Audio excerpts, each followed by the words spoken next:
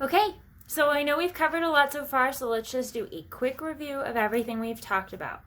Let's start with our head joint.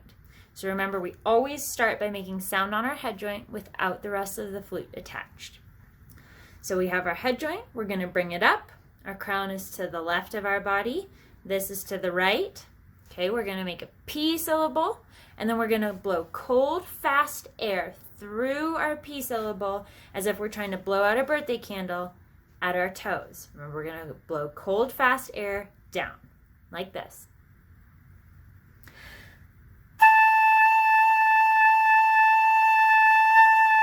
Okay, see how long that you can make that sound for.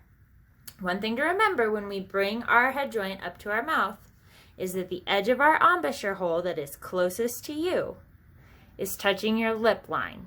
Okay, this edge is touching your lip line. You should be able to feel it. Blow fast, cold air straight at the ground.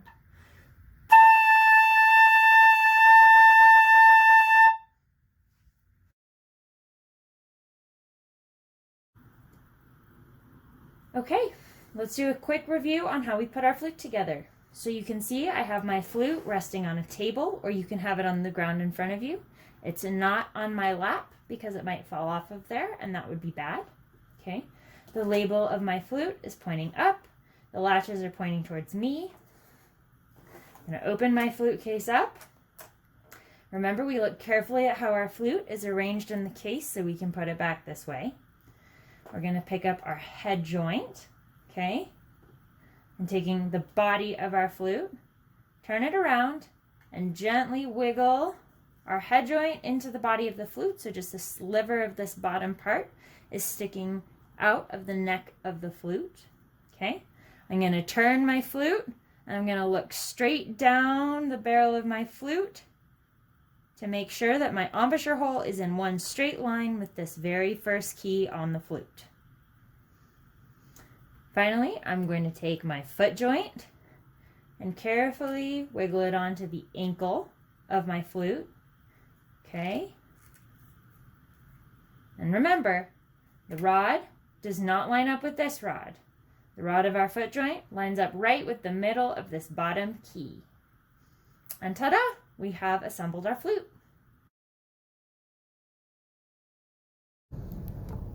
Okay, let's review how we are going to put our fingers on the flute. Okay, so let's start with our right hand. It goes at the bottom of our flute. Our pinky rests on this little teardrop-shaped key right here. Okay, and then we go with our fingers, 3, 2, 1. Okay, and then this, right where our pointer finger is, this one key, this is called the F key.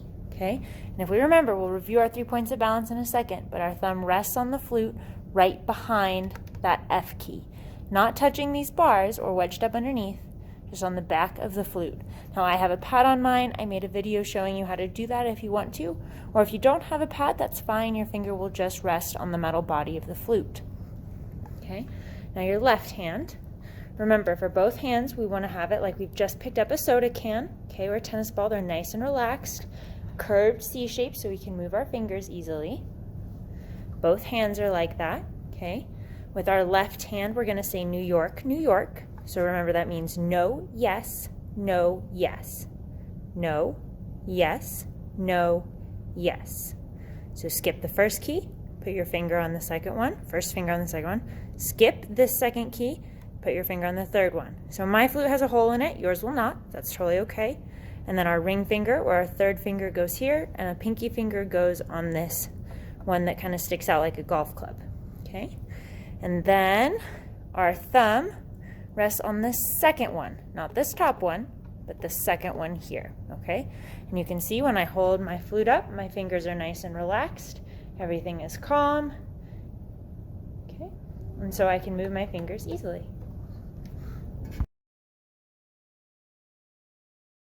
Okay, now that we've reviewed how to put our flute together and where our fingers go on the flute, let's remember our 3 points of balance. So like I said, this is one of the most important things we can remember as flute players because it's how we hold our instrument up. So our first point of balance is our right hand, and it goes on the back of the flute behind our F key. So remember, we find our F key, pinky, 3, 2, 1. 1 is the F key. This is on our right hand. okay? And our thumb goes on the flute right behind that, okay? And it just sticks straight out and kind of pushes forward. Our second point of balance is on our left hand, and it's the X marks the spot right here where your pointer finger of your left hand meets the rest of your hand. And it's the saddle that your flute sits in, okay? And our flute rests on that spot right underneath this very first key. Not the key we put our finger on, the very first key of the flute, okay? That's 1 point, 2 points. And then our third point of balance is our chin. And just like when we played on our head joint alone, we're going to take the edge of our embouchure hold that's closest to you and line it up so it touches your lip line. So it'll look like this, okay? I have my chin, I have my X marks the spot on my left hand, I have my thumb behind the F key on the right hand, okay? I am not touching any of the flute rods or any of the keys. I have all of my fingers off and I'm balanced. So now I can move my flute up and down, back and forth, round and round, and we are ready to play. All right, and finally, let's review how we put our flute away. Okay, so we remember it's always important to use our cleaning cloth and wipe out our flute after every single time we play it. Okay, we take our flute apart, piece by piece. We put it carefully back in the case. We wipe it out with our cleaning cloth and our cleaning rod. Our cleaning cloth stays out of the flute. We make sure that all of our pieces are in here correctly so that the keys don't get smashed. We close the lid. We always latch it. And that's our review. Nice job.